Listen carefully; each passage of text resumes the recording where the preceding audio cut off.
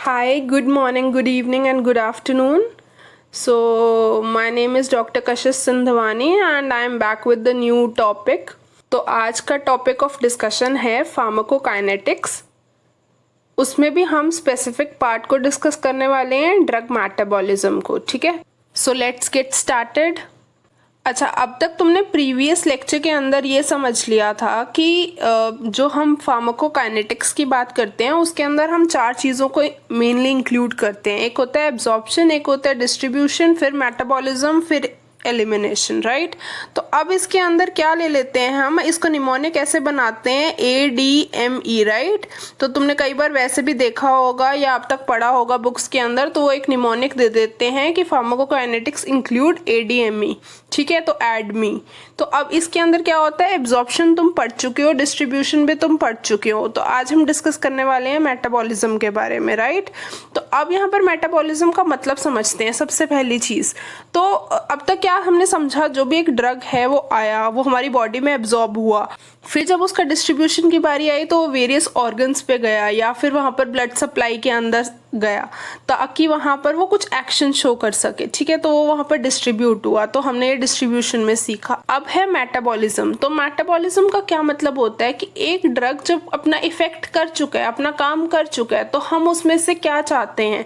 तो मेटाबॉलिज्म का बेसिक मतलब ये होता है कि हम चाहते हैं कि वो ड्रग अब किसी और फॉर्म में कन्वर्ट हो जाए या टूट जाए या इनएक्टिव हो जाए या फिर एक्टिव भी रहे, पर अब हम उसका एक्शन उतना ज़्यादा नहीं चाहते हैं। तो अब हम उसके मेटाबोलाइट्स बना देंगे ताकि वो डिफरेंट ऑर्गन्स में या जितनी जल्दी हो उसका एक्सक्रीशन पॉसिबल हो।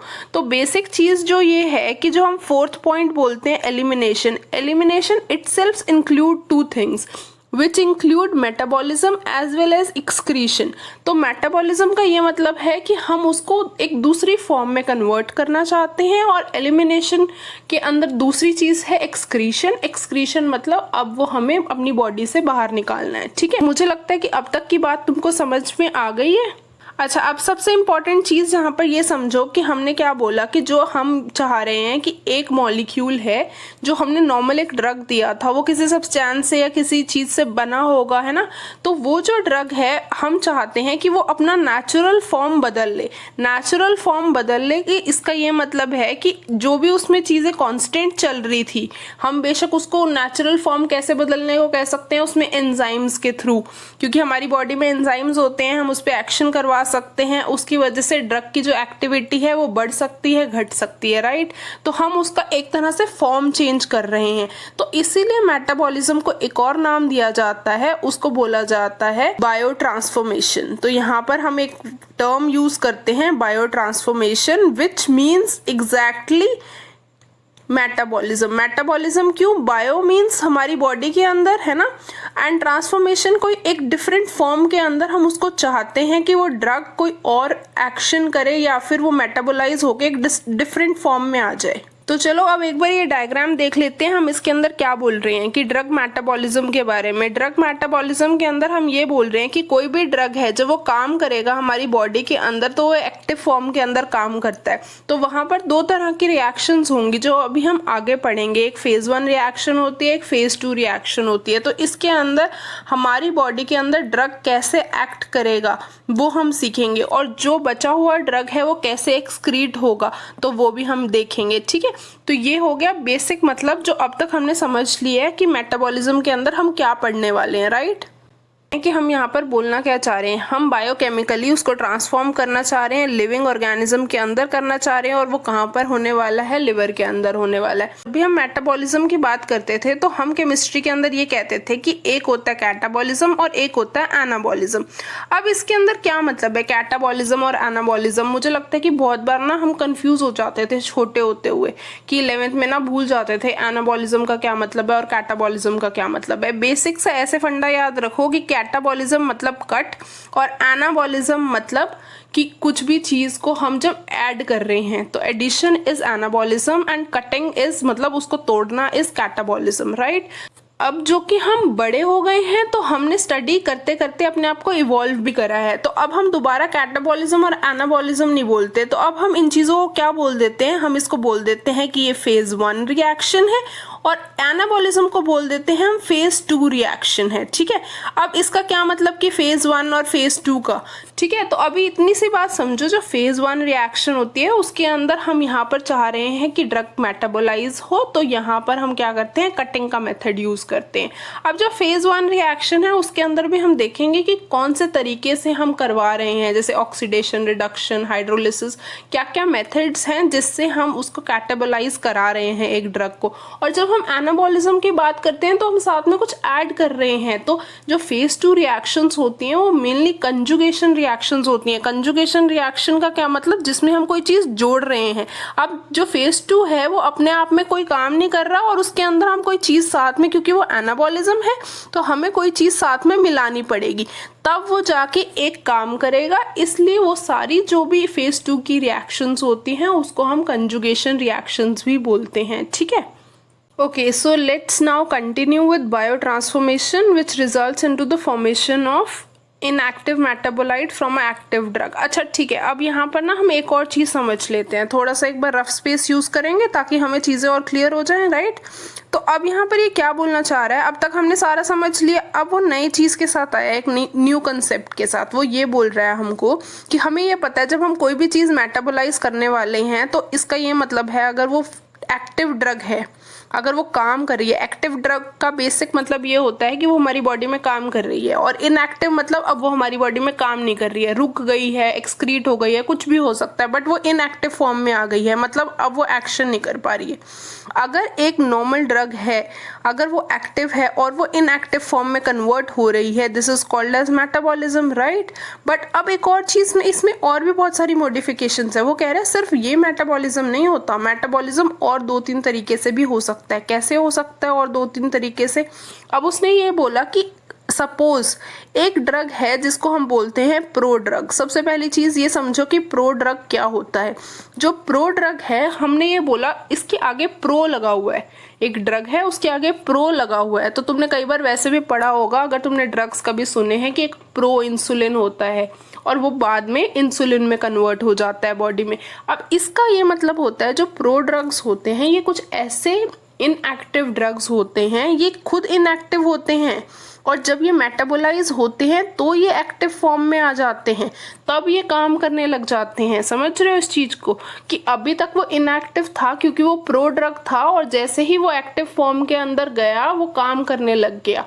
जैसे तुमने ये देखा होगा एल डोपा, लीवोडोपा, राइट। तो वो जब कन्वर्ट होता है वो डोपामीन के अंदर कन्वर्ट हो जाता है, तो इसलिए वो एक प्रो ड्रग है, वो एक एक्टिव फॉर्म में जाके अपना एक्शन शो कर सकता है, ठीक है। इस तरह और क्या हो सकता है मेटाबॉलिज्म के अंदर, यहाँ देखो स्लाइड को पढ़ते हैं। इसके अंदर इसने क्या बोला है कि जो एक इनएक्टिव मेटाबोलाइट है फ्रॉम एन एक्टिव ड्रग, ठीक है, एक inactive metabolite from an active drug, तो एक्टिव से इनएक्टिव होना is normal which is called as metabolism, right.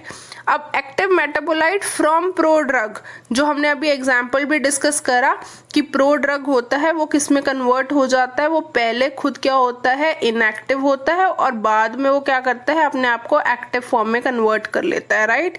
अब अगले पे चलते हैं, active metabolite from N equally active drug. अब वो वाला ड्रग भी एक्टिव था, उसके बाद जो उसका मेटाबोलाइट बना वो भी एक्टिव ही रह गया, तब भी वो मेटाबोलाइज तो हुआ है ना। ऐसे थोड़ी ना कि वो मेटाबोलाइज नहीं हुआ, बॉडी के अंदर मेटाबॉलिज्म हो गया है उसका, राइट। तो ये सारे तरीके होते हैं जिस तरह से बायो ट्रांसफॉर्मेशन हो सकती है। अच्छा, और जो ये प्रो ड्रग है ना, इसके बारे में थोड़ा सा और समझ लेते हैं। शायद तुमसे कभी पूछा जा सकता है या फिर तुम्हें निमोनिक के लिए पता होना चाहिए, मतलब prodrugs are very important that way. तो prodrug is a good question to be asked, मतलब कभी तुमसे एमसीक्यू में भी पूछा जा सकता है, वैसे भी जनरली पूछा जा सकता है, क्योंकि तुम्हारी जो बुक्स हैं उसके अंदर बहुत सारी टेबल्स दी हुई हैं कि ऐसे कौन कौन से ड्रग्स हैं जो कन्वर्ट हो रहे हैं। तो हम सारे तो नहीं पढ़ेंगे, बट हम बेसिक से कुछ ड्रग्स पढ़ लेते हैं। अब वो बेसिक ड्रग्स कौन से हैं, कि मैं यहाँ पर एक निमोनिक लिख रही हूँ,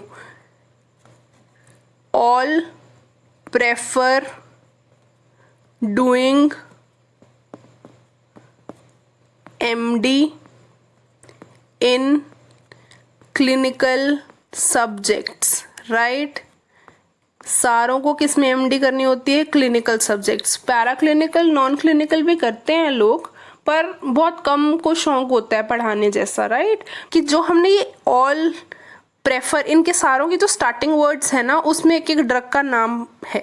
अब इसका एक एक ड्रग का नाम है तो अभी हो सकता है तुमको सारे ड्रग्स ना समझ में आए क्योंकि बहुत स्टार्टिंग है, ऐसा भी हो सकता है कि तुम भूल जाओ, बट सिर्फ सुन लो अभी के लिए कि कौन कौन से ड्रग्स हैं। तो ए से जो ड्रग्स हैं, जो प्रो ड्रग्स होते हैं, वो एसी इनहिबिटर्स होते हैं। एसी इनहिबिटर्स मतलब ये सारे के सारे क्या होते हैं, जो प्रिल से एंड होते हैं, कैप्टोप्रिल, ऐसे ऐसे वाले जो ड्रग्स, लेसिनोप्रिल, राइट। बट ये एक्सेप्शन है, captopril is an exception of AC inhibitors, वो जो कि प्रो ड्रग नहीं है। बाकी सारे जो हैं एसी इनहिबिटर्स वो प्रो ड्रग होते हैं। जो पी से है प्रेफर के अंदर, वो पीपीआईज होते हैं, प्रोटोन पंप इनहिबिटर्स। डी से एल डोपा होता है, लीवोडोपा अभी हमने पढ़ा। एम से मिथाइल डोपा होता है। डी से डेपिवेफ्रीन होता है, राइट। उसके बाद आई से आयरिनोटिकैन, ठीक है। उसके बाद सी से साइक्लोफॉस्फेमाइड होता है, कार्बिमazole होता है, क्लोपिडोग्रल होता है। एस से सल्फासैलाजीन होता है। तो ये सारे अलग अलग ड्रग्स हैं जो प्रो ड्रग्स हैं और जिसको हम किस निमोनिक से याद करते हैं, all prefer doing MD in clinical subjects, right. अब इसके बाद चलते हैं हम आगे। ये थोड़ा सा एक्स्ट्रा नॉलेज है जो तुम रख लो, ठीक है, कि अगर तुमसे एमसीक्यूज पूछे जाते हैं या कोई तुमसे क्वेश्चन पूछता है कि बताओ ये प्रो ड्रग है या नहीं है, ऐसी चीज़ें, तो उसके अंदर हमें हेल्प होगी, राइट। अब जो ये फेज़ 1 रिएक्शंस होती हैं और जो फेज़ 2 रिएक्शंस हैं, इसके अंदर भी बहुत डिफरेंट टाइप्स हैं। तो जो फेज़ 1 है उसके अंदर इसने कुछ एग्जाम्पल्स दे रखे हैं, जैसे ऑक्सीडेशन हो गया, डीहाइड्रोक्सिलेशन हो गया, एसाइलेशन हो गया। तो मतलब ये ऑक्सीडेशन, रिडक्शन, ये सारे के जो सारी फेजेस हैं, ये सारे के सारे फेज़ 1 रिएक्शन में आते हैं।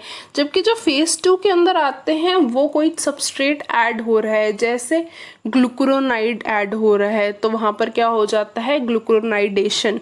तो ठीक है, ऐसे जो ड्रग्स होते हैं उसके अंदर डिफरेंट डिफरेंट मेटाबोलाइट ऐड हो रहा है। तो जैसे मिथाइल ऐड हो गया फेज़ 2 के अंदर, तो मिथाइलेशन। अब यहाँ पर देख लेते हैं एक बारी कि इनके फेजेस को हमने डिफरेंशिएट कैसे करा। एक फेज़ 1 होता है, एक फेज़ 2 होता है। जो फेज़ 1 वाला है ना, उसको हमने नाम दे दी है डिग्रेडेटिव रिएक्शन। क्यों बोला है, क्योंकि वो एक्टिव फॉर्म के अंदर ड्रग है, हम उसको इनएक्टिव में कन्वर्ट करना चाह रहे हैं, इसलिए हम उसको डिग्रेड करना चाह रहे हैं, ठीक है। जबकि जो फेज़ 2 होता है उसको सिंथेटिक बोलते हैं या फिर कंजुगेशन रिएक्शन बोलते हैं। उसके बाद नेक्स्ट चीज हम क्या बोल रहे हैं कि introduction of the functional group. अच्छा, अब यहाँ पर एक और चीज याद रखनी है, जब भी तुमसे कोई पूछेगा कि फेज़ 1 रिएक्शन का बेसिक मतलब बताओ, तो फेज़ 1 रिएक्शन का ये मतलब होता है कि हमने ड्रग को इनएक्टिव फॉर्म में कन्वर्ट करा है और इनएक्टिव फॉर्म में कन्वर्ट करने के लिए हमने उसमें एक फंक्शनल ग्रुप अटैच करा है, ठीक है। तो अगर हमने एक फंक्शनल ग्रुप, वो कोई भी हो सकता है, हाइड्रोक्सी का हो सकता है, सल्फर का हो सकता है, कोई भी चीज का हो सकता है।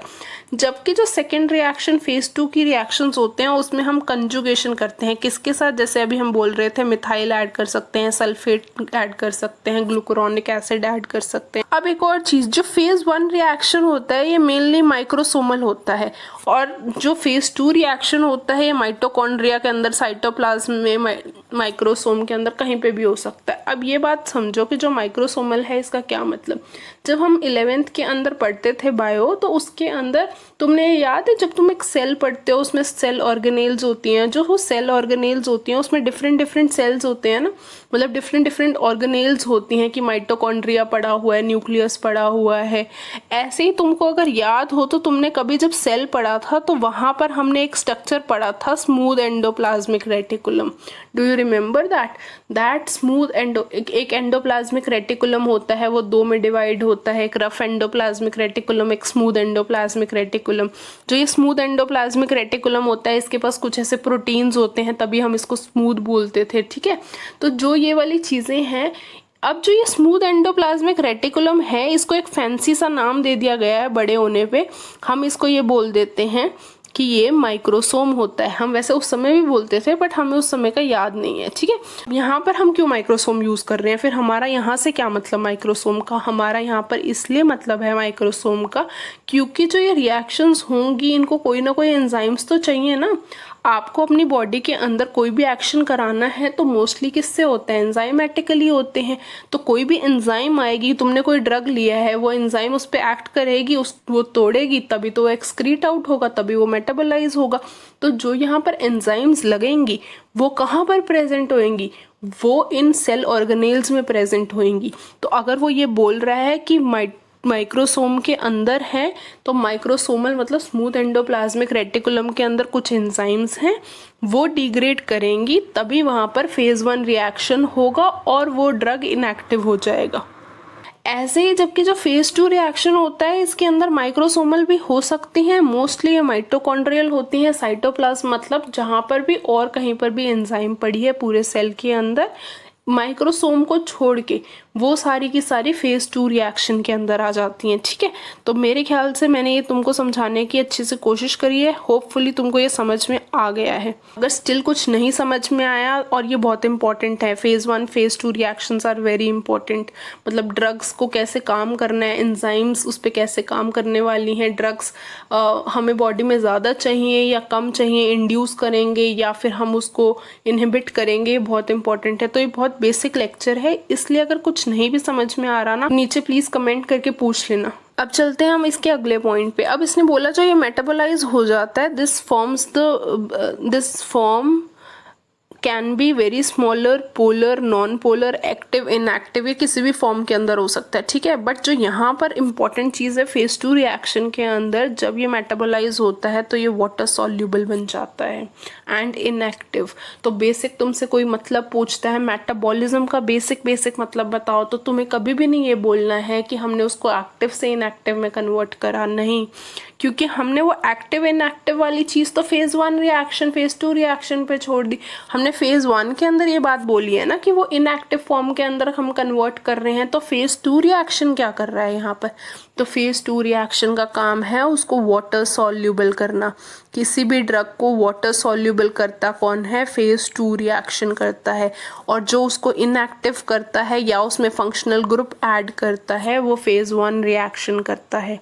तो अब हमें वाटर सॉल्यूबल क्यों करना है, वाटर सॉल्यूबल इसलिए करना है क्योंकि हमें अपनी बॉडी से आगे एलिमिनेशन कराना है, एक्सक्रीशन कराना है उस ड्रग का। ठीक है, तो अब तक हमने मेटाबॉलिज्म पढ़ लिया, हमने कुछ ड्रग्स भी देख लिए, फेज 1 रिएक्शन फेज 2 रिएक्शन, ये सारा कुछ भी पता कर लिया। अब हम ये बात कर रहे थे कि कुछ एंजाइम्स लगेंगे जिसकी वजह से वो मेटाबोलाइज होगा, राइट। तो अब ये 3 तरीके की हम बायो ट्रांसफॉर्मेशन या 3 तरीके से हम मेटाबोलाइज कर सकते हैं। एक तो तरीका होता है माइक्रोसोमल एंजाइम्स के थ्रू, एक होता है नॉन माइक्रोसोमल एंजाइम्स के थ्रू, और तीसरा होता है जिसमें एंजाइम ही यूज नहीं होती, सिर्फ बायो ट्रांसफॉर्मेशन होता है। ठीक है, अगर हम वहां पर माइक्रोसोमल एंजाइम्स के थ्रू बोल रहे हैं, तो अभी हमने समझा था कि जो स्मूथ एंडोप्लाज्मिक रेटिकुलम होता है उसी को हम माइक्रोसोम बोलते हैं। और सबसे इंपॉर्टेंट चीज जो तुम्हें यहाँ से आज के लेक्चर में लेके जानी है कि only microsomal enzymes can be induced और इनहिबिटेड। ये एक पूरी टर्म है, एक पूरा सिर्फ ये स्टेटमेंट याद रखनी है कि सिर्फ जो माइक्रोसोमल एंजाइम्स होती हैं या तो ये इंड्यूस कर सकते हैं या हम इनको इनहिबिट कर सकते हैं। अभी मैं इस चीज़ को समझाऊंगी मैं क्या बोलना चाह रही हूँ, बट अभी के लिए इतना समझो। ठीक है, फिर वो ये बोल रहा है कि जो माइक्रोसोमल एंजाइम्स होती हैं वो मोस्टली फेज 1 रिएक्शंस के अंदर काम करती हैं। तो एक और चीज़ इंपॉर्टेंट ये है कि जो फेज 1 रिएक्शंस हैं वो कैसे मेटाबोलाइज हो रही हैं, माइक्रोसोमल एंजाइम्स के थ्रू, जिसके अंदर अभी हमने देखा था कि ऑक्सीडेशन, रिडक्शन, हाइड्रोलिसिस, ये सब आया था।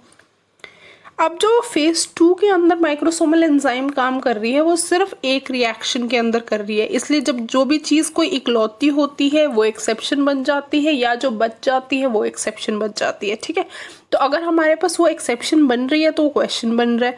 तो क्वेश्चन क्या ये बनता होता है कि जो फेज 2 रिएक्शन है वो सारे के सारे तो नॉन माइक्रोसोमल एंजाइम से मेटाबोलाइज होते हैं, बट कौन नहीं होता, जो ग्लूकुरोनिक एसिड की वजह से कंजुगेशन उसकी एंजाइम्स माइक्रोसोमल होती हैं, बाकी सारों की कौन सी होती हैं, नॉन माइक्रोसोमल होती हैं। ठीक है, अब एक और चीज़ समझ लेते हैं, जब हम यहाँ पर डिफरेंशिएट कर रहे हैं तो दूसरा क्या कॉलम है, नॉन माइक्रोसोमल एंजाइम्स।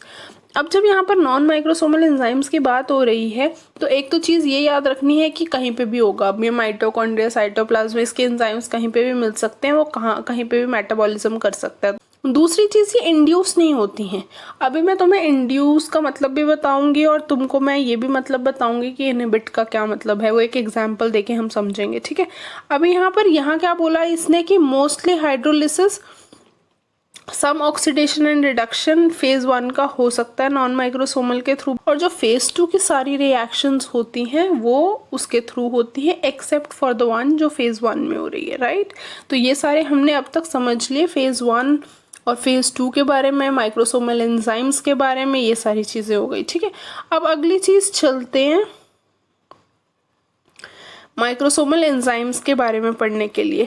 तो माइक्रोसोमल के अंदर हमने ये चीज़ देख ली कि primarily it is present in the liver, it is also present in the mucosa, lungs, kidney, और जो प्रिंसिपल एंजाइम होता है इसका होता है साइटोक्रोम P50। अभी हम इसके बारे में थोड़ा डिटेल में आगे पढ़ेंगे, उसमें मैंने स्लाइड डाली है। फिलहाल के लिए इतना समझ लो कि एक एंजाइम है जो साइटोक्रोम P50 है, जो मेन काम करता है माइक्रोसोमल एंजाइम होता है, और ये सबसे फेज 1 रिएक्शन के अंदर सबसे ज़्यादा इंपॉर्टेंट होता है, ठीक है। अब उसने बोला कि मोस्टली फेज 1 के अंदर होती है, फेज 2 के अंदर सिर्फ एक होती है। नॉन स्पेसिफिक इन एक्शन होते हैं जो माइक्रोसोमल एंजाइम्स होती हैं, ठीक है। अब जो नॉन माइक्रोसोमल एंजाइम्स हैं ये कहाँ पर हो सकती है, ये कहीं पे भी हो सकती है, सारी जगह पे प्रेजेंट होएगी। यही वाली चीज़ जो अभी तक हमने समझ ली वो दोबारा रिपीट हो गई है, ठीक है। अब यहाँ पर इसने एक और चीज़ बोली है कि नॉन एंजाइमेटिक बायोट्रांसफॉर्मेशन। अब नॉन एंजाइमेटिक बायोट्रांसफॉर्मेशन का क्या मतलब होता है कि which don't involve any enzyme action. अब इसके अंदर नॉन एंजाइमेटिक का मतलब यहाँ पर अब कोई एंजाइम ही नहीं यूज़ हो रही है। उसने कहा कि मेरे को एंजाइम की ज़रूरत नहीं है, मैं उसके बिना भी कर सकता हूँ। The drug which is metabolised in the plasma through the molecular rearrangement, ठीक है। अब इतनी सी बात याद रखो कि एक हॉफमैन एलिमिनेशन नाम की चीज़ होती है जो कौन करता है, एट्राक्यूरियम करता है। तो ये क्या करता है, ये एंजाइम के थ्रू मेटाबोलाइज नहीं होने वाला। तो ये चीज़ अब तक हमने यहाँ समझ ली। अब जो तुमको नहीं समझ में आया या जो तुम्हारा रह गया है वो पार्ट ये है समझने के लिए कि जो तुम्हारे लिए इम्पोर्टेंट है। अब हम एक चीज़ यहाँ पर समझ लेते हैं। क्या चीज़ समझ लेते हैं कि अब तक हमने ये समझा कि जो एंजाइम्स होती हैं वो दो पार्ट में डिवाइड कर रहे हैं। हम उसको बोल रहे हैं हम कि एक माइक्रोसोमल होती हैं, एक नॉन माइक्रोसोमल होती हैं। अब हमने एक डेफिनेशन या एक स्टेटमेंट ऊपर दी थी जो हमने कहा था कि याद रखनी है, सबसे इम्पोर्टेंट है पूरे लेक्चर में, कि सिर्फ जो only microsomal enzymes these can be induced और इनहिबिटेड, जबकि जो नॉन माइक्रोसोमल होती हैं वो इंड्यूस भी नहीं होती, इनहिबिट भी नहीं होती। अब इसका क्या मतलब, इंड्यूस नहीं होती, इनहिबिट नहीं होती। इतना सा बात रखो याद कि जो एम है वो क्या है, वो बहुत बुद्धू है। जो माइक्रोसोमल एंजाइम्स होती हैं बहुत बुद्धू हैं। बुद्धू क्यों है, वाई, बिकॉज वो बहुत जल्दी बातों में आ जाता है। अब किसकी बातों के अंदर आ रहा है, मतलब उसे किसी ने आके बोला कि हाँ तुम इंडक्शन करा सकते हो, तो उसने फटाफट से इंडक्शन कराना शुरू कर दिया। उसने कहा कि तुम इनहिबिशन करा सकते हो, तो उसने कहा कि इनहिबिट करा देते हैं। तो मतलब जो बहुत इनडिसाइसिव से लोग होते तो हम उनको क्या कह देते हैं, थोड़े से ये बुद्धू से हैं। तो ऐसे ही हमने क्या बोला कि जो माइक्रोसोमल एंजाइम्स हैं ये थोड़ी बुद्धू हैं, इनको पता ही नहीं, इनको कोई भी आके जैसे बोलेगा ये वैसे करने लग जाती हैं, अपना दिमाग नहीं लगाएंगी, ठीक है। जबकि जो नॉन माइक्रोसोमल होते हैं ये अपना दिमाग लगाते हैं। इनको कोई कुछ मर्जी बोल ले, जो इनका एक्शन है, जो इन्होंने जहाँ पर काम करना है ये सिर्फ वहीं पर काम करेंगे। कोई चीज़ से इफेक्ट नहीं होगा इनके अंदर। मतलब तुम एंजाइम्स बढ़ा दो, एंजाइम्स घटा दो, कुछ मर्जी कर दो रिएक्शन के अंदर, इनको फर्क नहीं पड़ेगा, ठीक है। तो ये हमारे लिए बेटर है क्योंकि ये तो हमें तंग करेंगे नहीं। तो हमने कोई ड्रग जितना भी दिया उसके बाद बॉडी के अंदर कितने भी एंजाइम्स हैं उससे इसको फर्क नहीं पड़ रहा। फर्क किसको पड़ता है, माइक्रोसोमल वालों को पड़ता है। अब हम वहाँ पर क्या करने वाले हैं, बहुत बेसिक से एग्जाम्पल लेंगे, उसके अंदर हम समझेंगे कि हम क्या बोलना चाह रहे हैं, ठीक है। अब कैसे हम समझेंगे कि तुम ये याद रखो कि कोई भी ड्रग है, मान लो मेरे पास उसके 10 मॉलिक्यूल्स थे और मैंने उसको कन्वर्ट कर दिया, मतलब कन्वर्ट नहीं करा, मैंने एंजाइम उस पर एक्ट करा दिया। मान लो 5 एंजाइम्स एक्ट करा दिए मैंने उस पर, और वो कितने पे टूट गया, वो 5 में टूट गया। कितना बच गया हमारे पास, 5 बच गया, ठीक है। अब हमें अगर उस ड्रग का बॉडी के अंदर सेम एक्शन चाहिए तो डोज तो कम हो गई है, तो हमने दोबारा डोज दे दी पेशेंट को। फिर हम कितनी देंगे, 5 देंगे, क्योंकि हमारा एक्शन कितने पे आ रहा था, 10 पे आ रहा था। तो I think so I am making it very clear कि हमें 10 का एग्जाम्पल है ये। इसको ऐसे मत लेना कि ये कुछ रियल में चल रहा है, कि अगर मुझे एक कोई भी ड्रग है जिसका मुझे 10 मॉलिक्यूल्स चाहिए बॉडी के अंदर, तो मैं अगर वहाँ पर हमें पता है कि जब वो एक्शन करता है तो अंदर एंजाइम्स हैं, वो उसको मेटाबोलाइज करेंगी और वो कितना बच जाएगा, 5 बच जाएगा। अब हमें क्या करना है, इस 5 के अंदर हमें कंटिन्यू रखना है एक्शन।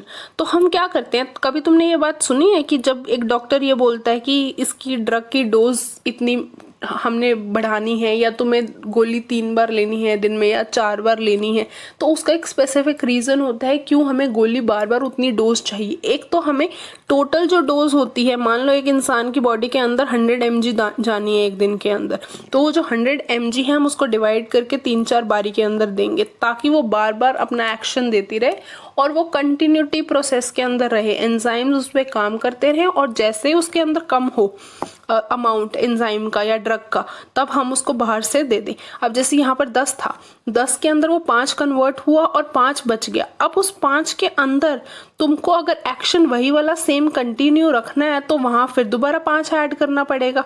तो अब क्या करते हो तुम, 6-6 घंटे के बाद फिर 5-5 ऐड करने लग जाते हो ताकि सेम एक्शन आ सके। तो ये होता है एकदम नॉर्मल प्रोसेस जो हमारा चलता है बॉडी के अंदर, वो बेशक माइक्रोसोमल एंजाइम हो या नॉन माइक्रोसोमल एंजाइम हो। अब मैं यहाँ क्या बोल रही हूँ कि अगर वो माइक्रोसोमल एंजाइम है, अब जैसे कि मान लो वो माइक्रोसोमल एंजाइम है, अब इसका एग्जाम्पल कैसे ले सकते हैं कि मान लो कोई ड्रग आया जिसने कहा कि मैं इंड्यूस करता हूँ। इंड्यूस का क्या मतलब होता है, बेसिक इंड्यूस का इंग्लिश मतलब क्या होता है कि वो बढ़ाएगा। इंड्यूस का बेसिक मतलब तुम ऐसे ले लो, अगर याद नहीं भी रहता है तो ऐसे सिर्फ इतनी सी बात ले लो कि इंड्यूस का मतलब इंक्रीज, इंड्यूस मतलब इंक्रीज। अब वो किस चीज को बढ़ाने वाला है, वो एक ड्रग के मेटाबॉलिज्म को, उसके एक्शन को, क्योंकि वो एंजाइम को इंड्यूस कर रहा है। अब वो एंजाइम को इंड्यूस कर रहा है, इसका क्या मतलब होता है, एंजाइम इंड्यूसर का ये मतलब होता है कि मान लो ये माइक्रोसोमल एंजाइम थी, तो हमने क्या बोला था, हमारे पास 5 माइक्रोसोमल एंजाइम है, मतलब 5 माइक्रोसोमल एंजाइम एक्ट कर रही हैं 10 मॉलिक्यूल पे, और वो कितने में कन्वर्ट करती हैं, उसको 5 में कन्वर्ट करती है, राइट। अगर वो माइक्रोसोमल एंजाइम है और वो इंड्यूस कर रही है, अब तो वो 5 की 5 नहीं इंड्यूस करेगी। अब उसका काम यहाँ पर बढ़ गया, उसको किसी ने बहका दिया, उसको किसी ने मोल्ड आउट कर दिया कि सुनो तुम तो इतनी धीरे धीरे काम कर रहे हो, फटाफट तेज काम करना शुरू करो। तो उसने कहा कि ठीक है, मैं तो तेज काम करने लग जाता हूँ, मैं इस बारी 8 मेटाबोलाइज कर दूंगा। तो अब जो उसने एक्शन दिया वो कितने का दिया, यहाँ पर एंजाइम्स कितनी बढ़ गई, ये ज्यादा बढ़ गई, एंजाइम्स बढ़ गई बॉडी के अंदर, ठीक है, सेल के अंदर। उसकी वजह से क्या हुआ, ड्रग क्या हुआ, ज्यादा मेटाबोलाइज हो गया। मतलब वो पहले 10 में से 5 मेटाबोलाइज होता था, अब वो 10 में से 8 मेटाबोलाइज हो गया, ठीक है, क्योंकि एक एंजाइम पे हम एक मॉलिक्यूल का एग्जाम्पल लेके चल रहे हैं कि 1 से 1 मेटाबोलाइज हो रहा है, तो ऐसे समझ लिया। अगर ये ऐसा होता है तो कितने बच गए हमारे पास, 2 बच गए, 2 बच गए। और जो बाहर से हमें मिलती थी डोज, वो कितनी मिलती थी, 5 मिल रही थी। टोटल कितना हो गया, 7 हो गया। अगर ये 7 हुआ टोटल, तो क्या ये डोज सफिशिएंट है जो पहले बॉडी में जा रही थी, पहले कितनी जा रही थी, 10 जा रही थी, इजंट इट। अब कितनी जा रही है, 7 जा रही है। इतना डिफरेंस हमको क्लियर है अब तक। अगर हम ये बोल रहे हैं कि यहाँ पर 7 अब जा रही है, अगर ये 7 क्या हुई, तो अब हमें ड्रग की डोज बढ़ानी पड़ेगी अगर हमें वो सेम एक्शन चाहिए। मतलब अगर एक एंजाइम इंड्यूसर काम करेगा तो वो एंजाइम्स को बढ़ा देगा, मेटाबॉलिज्म को भी बढ़ा देगा। जो ड्रग है उसका वो मेटाबॉलिज्म ज़्यादा कर दिया, उसने 8 कर दिया, एंजाइम्स को भी बढ़ा के 8 कर दिया, बट उसने क्या चीज़ कम कर दी, मतलब अब उसने एक्शन कम कर दिया और डोज बढ़ा दी, ठीक है। तो हम ये कहना चाह रहे हैं इस एग्जाम्पल से। ऐसे ही अगर मान लो मैं यहाँ पर इनहिबिटर की बात करती हूँ, इनहिबिटर में भी मैंने सेम एग्जाम्पल लिया कि मेरे पास 10 मॉलिक्यूल हैं, राइट। अगर यहाँ पर कोई एक एंजाइम है जिसने इनहिबिट करना है, अब तक मैं क्या कर रही थी, 5 एंजाइम दे रही थी उसको, और मेरे पास 5 ही मॉलिक्यूल्स बच रहे थे, और मैं हर 6-6 घंटे के बाद उनको 5-5 और देती रहती थी अपना एक्शन कंटिन्यू करने के लिए जो मुझे चाहिए था, ठीक है। अब यहाँ पर क्या होने वाला है, अगर हम यहाँ पर इनहिबिटर देते हैं, इनहिबिटर का क्या मतलब है, वो एक एंजाइम को कम कर देगा। वो उसको आके कहेगा कि सुन तू बहुत तेज तेज काम कर रहा है, अब धीरे काम करने लग जा।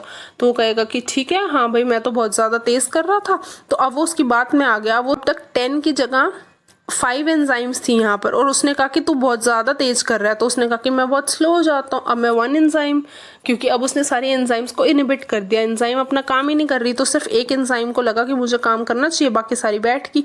अब वो जो एक एंजाइम है जो काम कर रही है, उसने कितने को मेटाबोलाइज करेगी, 1 को, राइट। अब कितने बच गए हमारी बॉडी के अंदर, 9 बच गए। और 9 इतना ज़्यादा ड्रग ऑलरेडी पड़ा है बॉडी के अंदर, और तुम फिर उसके बाद थोड़ी देर के बाद 5 डाल दोगे, क्योंकि तुम्हें तो पता नहीं ना, तुम्हें किसी ने नहीं बताया कि ऐसे हो रहा है अंदर बॉडी के अंदर कि एंजाइम्स अपने काम नहीं कर रहे या फिर कुछ डिस्ट्रीब्यूट हो गया या कुछ चेंज हो गया। तो तुमने क्या करा, 9 + 5 ऐड कर दिया। टोटल बॉडी को कितना चाहिए था, 10, तुमने बॉडी को कितना दे दिया, 14। तो कितना ये बढ़ गया। अगर ये डोज बढ़ गई है बॉडी के अंदर, तो हम अगर ड्रग दे रहे हैं तो डोज ही तो सबसे इम्पॉर्टेंट चीज़ है। अगर इसकी डोज ज़्यादा होएगी तो हमें उससे क्या नुकसान होने वाला है, हमें ये नुकसान होने वाला है कि ये वहाँ पर टॉक्सिसिटी करा सकता है, इज़न्ट इट। तो आई होप सो मैंने तुमको क्रक्स देने की कोशिश करी है कि हम यहाँ पर सिर्फ इतनी सी बात बोलना चाह रहे हैं कि एंजाइम इंड्यूसर्स इनहिबिटर्स बहुत इंपॉर्टेंट है, क्योंकि ड्रग के अंदर टॉक्सिसिटी कम होने वाली है और ड्रग की डोज कम हो जाएगी। कब कि हमारा इफेक्ट ही ना आ पाए। ऐसा भी नहीं चाहिए ना हमें कि डोज इतनी कम हो गई है कि इफेक्ट ही नहीं आ रहा। तुमने कोई काम दे रखा है ड्रग की वजह से, तुम्हें लग रहा है कि वो 2-3 दिन में मैं ठीक होने वाला हूँ और तुम ठीक नहीं कर पा रहे हो पेशेंट को। ऐसे तो मैं ये लग रहा है कि ड्रग की वजह से मैं अभी ठीक हो जाऊंगा आने वाले 4 दिन में, और तुमको टॉक्सिसिटी हो गई है, तो उसकी वजह से जो एडवर्स इफेक्ट्स आ रहे हैं या कुछ ऐसा रिएक्शन हो गया है कि कई बार तो अरिदमियास तक आ जाते हैं पेशेंट को। Adverse drug reactions are very very unsafe. तो इसलिए बहुत इंपॉर्टेंट है कि वो माइक्रोसोमल एंजाइम से इंड्यूस होता है, इनहिबिट होता है, और साथ में ये इम्पॉर्टेंट है कि वो एंजाइम इंड्यूसर है या इनहिबिटर है। ठीक है, तो ये सारी चीज़ें हमें याद रखनी है। दिस इज़ वेरी बेसिक, और मेरे को लगता है कि I tried to explain you जितना मैं कर सकती थी। अब मुझे नहीं पता कि तुमको कितना समझ में आया है। अब इसके बाद चलते हैं। अब हमने समझ लिया कि एंजाइम इंड्यूसर क्या होता है, इनहिबिटर क्या होता है। अब हम इसके कुछ एग्जांपल्स देख सकते हैं। मैं ये मान रही हूँ कि तुम्हें एक भी एग्जांपल नहीं याद रहने वाला, बट जस्ट देख लो कि क्या पता कभी कभी कोई चीज़ें रिमाइंड बैक कर जाती हैं। तो इनके निमोनिक्स होते हैं यार, इनके बहुत सारे निमोनिक्स तुम्हें डिफरेंट बुक्स के अंदर डिफरेंट निमोनिक्स मिल जाएंगे। तो ऐसी सारी चीज़ें हैं, वो मैं तुम्हें नहीं अभी रट्टा मरवा रही हूँ क्योंकि तुम्हें अभी याद नहीं रहेगा। सिर्फ तुम्हें इतनी सी बात याद रखनी है कि जो बेसिक सी बात है कि जो हम इनहिबिटर्स के अंदर बात करने वाले हैं, वो कुछ चीज़ जो यहाँ समझने की है वो इतनी सी बात समझो। देखो, जब हमने यहाँ पर इंड्यूसर्स लिखे तो तुमने एक चीज़ यहाँ पर नोट करी होगी कि जो फिनोबार्बिटोन है, कार्बामेज़ेपिन है, ये सारे कौन सी ग्रुप ऑफ ड्रग को बिलोंग कर रहे हैं, राइट ये सारे anti epileptic group of drug को बिलोंग कर रहे हैं। तो जो भी इंड्यूसर्स होते हैं ये कौन से, मोस्टली कौन से हैं, anti epileptic drugs are the inducers, enzyme inducers, general सा याद रखने के लिए। Except sodium valproate. Sodium valproate क्या होता है कि एंजाइम इनहिबिटर है, बट वो एक एंटी एपिलेप्टिक है, तो दैट इज द एक्सेप्शन ना। तो यहीं से क्वेश्चंस उठते हैं। तो अगर तुमको क्वेश्चंस क्लियर करने हैं, एमसीक्यू सॉर्ट आउट करना है, तो तुम्हें एक्सेप्शन ज़रूर पता होने चाहिए, राइट। अभी आइसोनियाजिड टीबी का ड्रग है, जबकि जो रिफैम्पिसिन है वो इंड्यूसर के अंदर है, जबकि जो इनहिबिटर है वो आइसोनियाजिड है, राइट। ये कुछ चीज़ें हैं यार जो तुमको याद रखनी पड़ेंगी, और डिफरेंट रिएक्शंस होती हैं और जो कि एक दूसरी, और ये भी चीज़ें होती हैं कि मान लो तुमने एक ड्रग दे रखा है, उसके साथ दूसरा ड्रग नहीं देना, उसकी वजह से रिएक्शन हो जाएगी, ठीक है। तो अब हम अगली चीज़ समझते हैं। अगली चीज़ है हमारे पास साइटोक्रोम एंजाइम्स। तो अभी हमने क्या पढ़ा था, जो साइटोक्रोम होते हैं वो माइक्रोसोमल एंजाइम होते हैं, और साइटोक्रोम के अंदर हमने यहाँ पर क्या बोला था कि जो साइटोक्रोम है 450 है। अब CYP 450, राइट। अब CYP 450 बहुत ही फैंसी नेम लग रहा है कि ये क्या किया इन्होंने, 2-3 शब्द इंग्लिश में लिख दिए, 2-3 शब्द न्यूमेरिकल डाल दिए। ऐसा नहीं है, इसका हर वर्ड का एक अपना मीनिंग है। हर वर्ड का अपना मीनिंग कैसे, जो साइटोक्रोम है, सबसे पहले तो इस चीज़ को समझो तुम कि ये साइटोक्रोम CYP है क्या चीज़। जो ये CYP है ये एक हीम प्रोटीन है। तो हीम प्रोटीन का क्या मतलब, जैसे हीमोग्लोबिन के अंदर हीम वाला प्रोटीन होता है, तो उसका क्या मतलब होता था वहाँ पर कि वो ऑक्सीजन के साथ बाइंड करता है, ऑक्सीजन के साथ हेल्प करता है बाइंड करने में। ऐसे ही जो ये P450 है, ये क्या चीज़ है, ये P यहाँ पर P क्या डिफाइन करता है, एक पिगमेंट को डिफाइन करता है, और जबकि जो 450 है वो एक वेवलेंथ को डिफाइन करती है, ठीक है।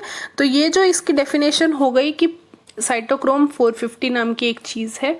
अब वो क्या है कि वो एक हमको माइक्रोसोमल एंजाइम है जो हमारी हेल्प करने वाली है या जिसकी वजह से डिफरेंट डिफरेंट ड्रग रिएक्शंस होंगी या डिफरेंट जो मेटाबॉलिज्म होगा वो डिफरेंट डिफरेंट साइटोक्रोम से होगा। अब एक ये जो साइटोक्रोम है ना, ये कोई छोटी सी चीज़ नहीं है। तो हमने इतनी सी तो डेफिनेशन इसकी दे दी। अब हम यहाँ पर ये बोल रहे हैं कि इसका बहुत बड़ी फैमिली है, मतलब ये बहुत सारे भाई बहन हैं, इनके आगे छोटे भाई बहन भी हैं, ये सारे जॉइंट फैमिली की तरह रहते हैं। तो इस चीज़ को ऐसे समझो, ये साइटोक्रोम है। अब इसका एक जो सबसे बेसिक सा हम एग्जाम्पल ले सकते हैं वो ये ले लेते हैं कि साइटोक्रोम है ये CYP1A2, मैंने लिख दिया कुछ भी ऐसे ही, मैंने 3A4। अब यहाँ पर ए बीच में कॉमन है, 1 और 2 है, 3 और 4 है, ये पर डिफरेंट डिफरेंट साइटोक्रोम्स हैं। ऐसे इनके बहुत सारी सब फैमिली लोग इकट्ठे रहते हैं यहाँ पर। अब इकट्ठे रह तो रहे हैं पर डिफरेंट डिफरेंट लोगों का डिफरेंट डिफरेंट काम है, क्योंकि कोई घर में बड़ा होगा, कोई घर में छोटा होगा। तो अब हम यहाँ पर ये समझने वाले हैं कि ये 1, 2 और 3 क्या डिफाइन कर रहा है। एक चीज़ तो ये कि अगर वो वहाँ पर 1 है तो इसका मतलब जो भी फर्स्ट लेटर आएगा CYP के बाद वो उसकी फैमिली बन जाएगी, और जो उसके बाद होगा वो उसकी सब फैमिली बन जाएगी, वो उससे छोटा हो जाएगा, वो उसकी सब फैमिली हो जाएगी। ठीक है। अब जो इसके बाद और आएगा, जो ये लास्ट का नंबर होगा, वो उनका जीन को रिप्रेजेंट करेगा। वो किस चीज़ को रिप्रेजेंट करेगा? जीन को उसके। ठीक है। तो ये इस तरह से इनकी क्लासिफिकेशन हुई है। अब यहाँ पर हम समझते हैं यहाँ क्या दे रखा है इसने। अब उसने बोला कि जो डिफरेंट डिफरेंट हैं एंजाइम्स या आइसो एंजाइम्स हैं, जो इसके सब ग्रुप्स हैं, ये डिफरेंट डिफरेंट देखो 3A4, 2D6, 2C19, 2C9, 1A2, ये डिफरेंट डिफरेंट हैं। तो ये MCQs के अंदर इस पे क्वेश्चन ज़रूर आ जाते हैं, ये तुम्हें पता भी होने चाहिए कभी कभी। बट अभी के लिए इतना ज़्यादा कन्फ्यूजन मत दो, क्योंकि कुछ चीज़ें उनके नाम के अंदर ही होंगी, तो इतना ज़्यादा उसमें पैनिक आउट नहीं करना। कुछ चीज़ें हम सॉर्ट आउट कर लेंगे इवेंचुअली, और कुछ चीज़ें उनके नाम में होती हैं। अभी के लिए इतना समझो, जो इनका सबसे मेन बंदा है इनके ग्रुप में, जो इनका सबसे खास आदमी है, वो है 3A4। ये सबसे ज़्यादा ड्रग्स को मेटाबोलाइज करती है। तो जैसे समझने के लिए तुम एक आधी चीज़ ऐसे समझ सकते हो अभी के लिए। ठीक है, कि मान लो ये इजी है, मतलब इतना टफ नहीं है जितना ये साउंड कर रहा है। जैसे अगर हमने ये बोला कि हम CYP2D6 को यूज़ करने वाले हैं, तो 2 का क्या मतलब होता है? 2 का मतलब B होता है। अगर हम अल्फ़ाबेटिकली ABC के हिसाब से चलें तो B होता है। तो अगर 2 है तो वहाँ पर बीटा ब्लॉकर्स को करेगा वो। ठीक है। तो यहाँ पर कौन से ड्रग्स को मेटाबोलाइज करने वाला है? ये बीटा ब्लॉकर को करने वाला है। उसके बाद यहाँ पर इसके आगे लिखा हुआ है D, तो D का क्या मतलब? ये एंटी डिप्रेसेंट ड्रग्स पे काम करने वाला है। तो मोस्टली जो फार्माकोलॉजी के अंदर टर्म्स होती हैं, उन्हीं के अंदर उनके मीनिंग्स होते हैं, या उन्हीं के अंदर उनके निमोनिक्स होते हैं, ताकि हमें वो लॉन्ग टर्म याद रहे। ठीक है। पर अभी के लिए इतना बहुत है तुम्हारे लिए, इससे ज़्यादा मत समझो। सिर्फ इतना समझो कि ऐसी कोई चीज़ थी साइटोक्रोम, जिसने कुछ काम करा, उसकी वजह से वो सबसे ज़्यादा काम कर रही थी। अब यहाँ पर जैसे ये डायग्राम भी मैंने बनाया कि कौन से सबसे ज़्यादा काम कर रही थी। तो अभी हमने यहाँ पर देखा कि ये जो साइटोक्रोम 3A4, ये सबसे ज़्यादा काम कर रही है। तुमने एक चीज़ और नोटिस करी होगी कि जो इसके पीछे होता है ना, ये 5.5 भी लिखा हुआ है। ये तुम्हें जानने की ज़रूरत नहीं है, तुम्हें सिर्फ जीन तक का काम याद रखना है, कि सिर्फ आगे के 3 लेटर्स याद रखने हैं और पीछे के 3 लेटर्स, तो टोटल 6 वाला टर्म याद रखना है। ठीक है। तो ऐसे डिफरेंट डिफरेंट जो सबसे ज़्यादा काम कर रहे हैं वो 3A4 है। फिर उसके अलावा जो उससे मतलब उससे थोड़ा कम काम कर रहा है वो 2D6 है। तो ये हम समझ के आए हैं कि कितनी कितनी परसेंटेज में कौन सा साइटोक्रोम काम कर रहा है। ठीक है। So I hope so I tried making it very clear to you. अगर समझ में आया है तो नीचे कमेंट करके बता देना। अगर नहीं भी कुछ समझ में आया तो नीचे कमेंट करके पूछ लेना। So thank you for listening out. Happy learning. Bye bye.